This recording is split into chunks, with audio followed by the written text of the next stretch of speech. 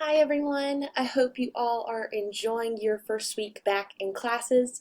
I want to talk a little bit in this video about the work that I had you do in the introduction module for the course and also what's coming up for next week. So next week we have the MLK holiday on Monday, so I won't have anything due for the class on that day, but you do have two assignments that are going to be due on Wednesday. So I'll spend some time in this video talking about what's due there. So in the last video I made talking about this class, I told you all that it's an English class, you're going to be writing, you're going to be thinking, but I also kind of gave you a quick preview that the theme of this class is fear. And I wanted to take a little bit of time in this video to talk about why I chose that for a theme and what I hope it does for you. So by the time you leave this class, I think you will have been able to think about the concept of what it means to be afraid and why people are afraid of certain things in a more developed way. But my intention isn't necessarily to make you an expert on fear. My intention is to make you think more critically about everything you encounter. So you could just as easily teach a whole class on humor, like why do people think certain things are funny, or sadness, like why do certain things make us sad, or what kinds of things motivate us? You know, you could talk about all kinds of different topics and why they affect people the way they do. But I chose fear, and I'll kind of explain why. I think, you know, in my in-person class for English 1102, we talked about this week, and we as a class we kind of just talked about why are people afraid of certain things, and what are those things. And you know, some of my students were kind of silly and they were like, well, I'm really scared of spiders, or I'm scared of the dark. But then other students were like, I'm scared of dying. I'm scared of going to hell. Or I'm scared of the coronavirus. Or I'm scared of global warming, somebody mentioned. And so there's sometimes these bigger fears. Sometimes even fears that um, are like not concrete. Like a student in my class this week, she said, I'm afraid of failing your class. And I was like, that's so funny, but that is something that um, we can have, you know, anxiety or fear about, is how well we perform in difficult situations. So I chose the theme fear because I do think there's a lot of fear going on in the world right now. You know, we're in the middle of a pandemic still, you know, the third year. A lot of us in this class are entering college for the first time, so there could be a lot of fear alongside that. You're making decisions about your future, and then, you know, it is true, like, what is going on with the planet? Like, what's going on with our politicians? Like, what is all this? So fear seems to be a pretty relevant topic, and it's why I was drawn to it. So when you watch the movie It for next week, you're going to see that it is a horror movie, but it's also meta in the sense that it's about fear itself in some ways.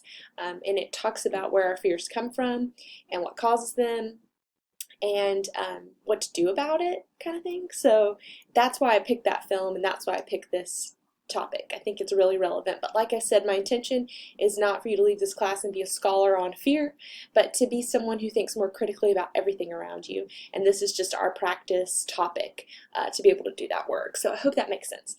That being said, let's talk a little bit about the assignments that you've done for the class so far, or what's coming up, so we can maybe make some connections between what I'm asking you to do like in your mind, and then what I'm also asking you to do on paper. So I'm going to actually go to our CourseIn site here and share that with my screen so you can see what I'm going to discuss with you here. So you've already done this assignment, most likely. You may not have finished it yet because it's not due till tomorrow, but I just want to explain a little bit about why I had you do it. So I'll make this quick, but to get primed for thinking about it, I wanted to talk to you a little bit about some of the historical context for that book. I wish I had brought my copy of the book here. I'm reading it right now, actually, for fun.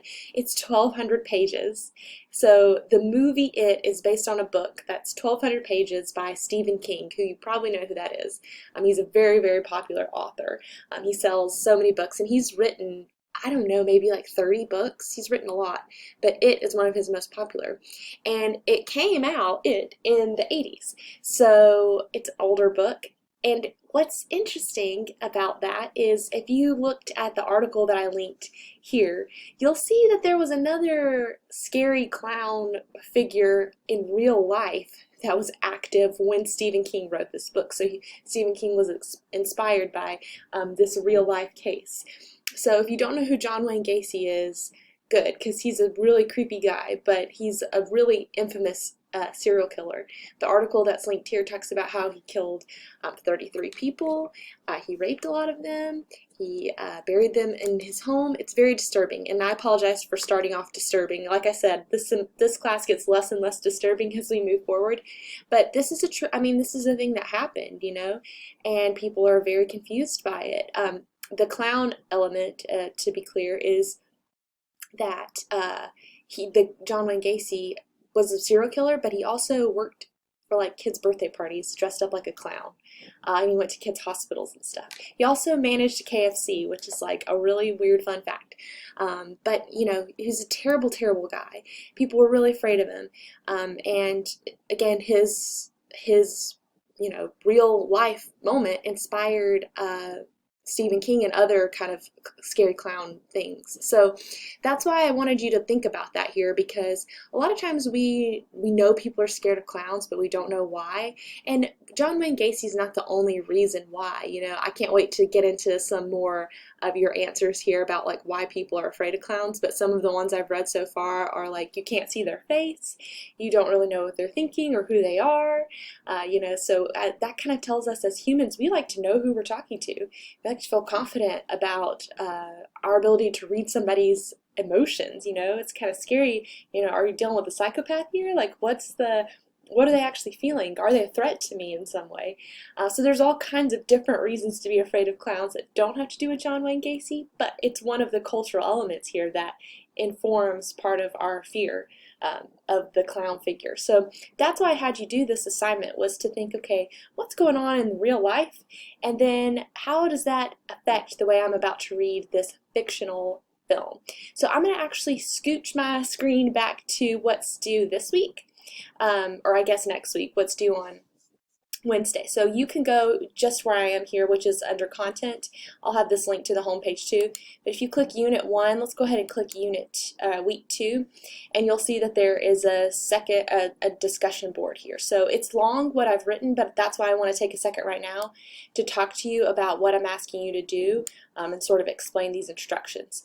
So I said right here, we are going to think critically about the film It through this discussion board, because Unit 1 will ask you to write an essay on it. Now I did go ahead and link the prompt. I'm not talking about the prompt in this video. That'll be a whole separate video, so if you have questions about the prompts, just maybe hold on to them because I probably will address them next week, but it's there in case you want to take a quick peek at it. Today, this week, all you're responsible for doing is not thinking about writing necessarily, but thinking about thinking, like, what is going on in this film? What is happening? What is some of the bigger messages here? So to do this, I'm going to walk you through a process in this class, and it's an acronym that's TDQA, and it's really a way to break down the analyzing process. So let me say a couple things about that.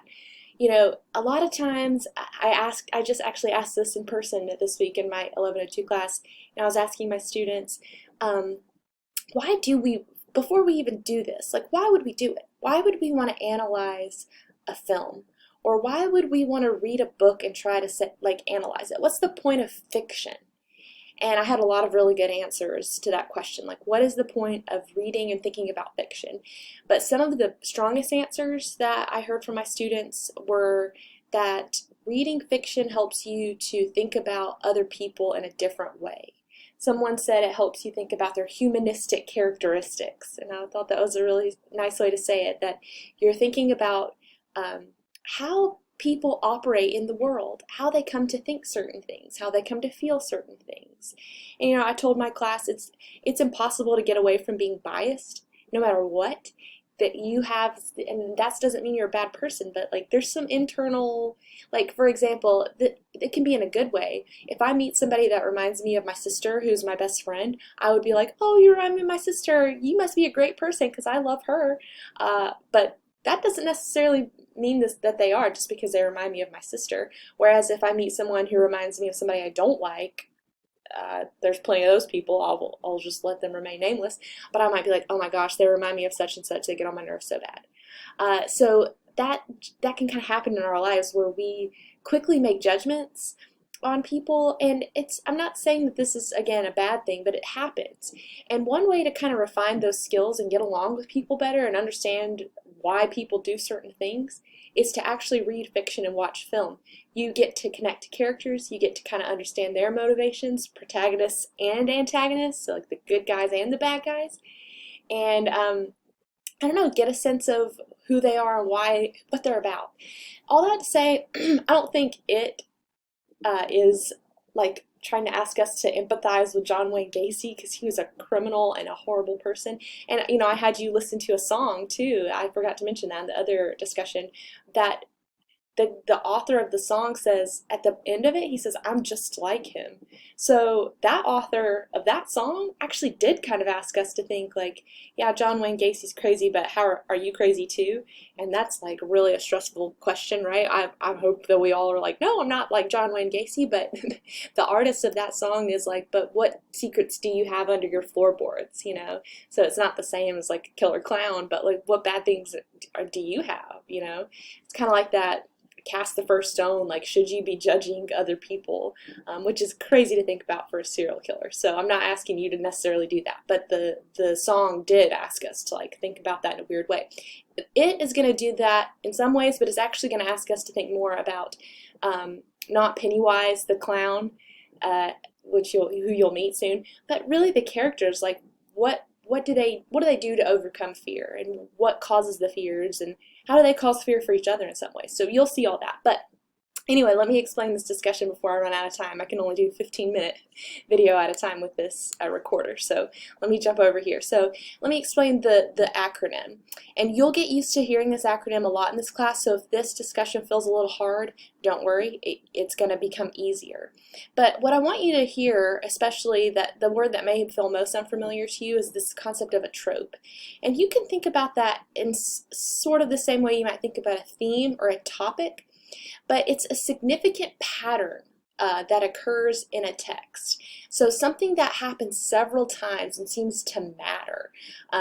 These can be broad and tangible categories like locations, or they can be specific like names. I know that probably doesn't resonate with you right now, but just hang tight. Over time, that will start to make sense for you.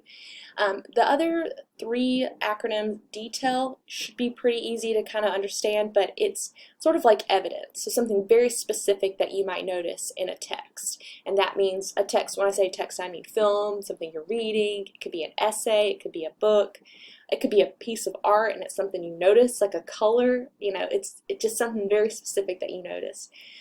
We will practice asking questions and answers later, but really just for this discussion board post, it's going to be about kind of trying to understand what a trope is and match it to some details. So I've actually asked you to re-watch a few scenes from the movie, and I listed them here. And I said, it's really important to go back and look at scenes when you're analyzing film. You can very easily miss details with just one viewing. And so, like I said, this is going to be about rewatching just a few short scenes. And we're going to make a lot of notes on the things that we're watching. So this exercise, like I said, is going to prime you to start thinking more deeply about the film, but it's also, I promise you, going to be useful to you later as you write your paper. So this isn't just busy work, me trying to get you to do something this week. I promise this stuff might be recycled for you later as you start to write. So it's very important that you kind of take this seriously. So here's what you'll do. You'll rewatch the I think it's four scenes that I have mentioned up there.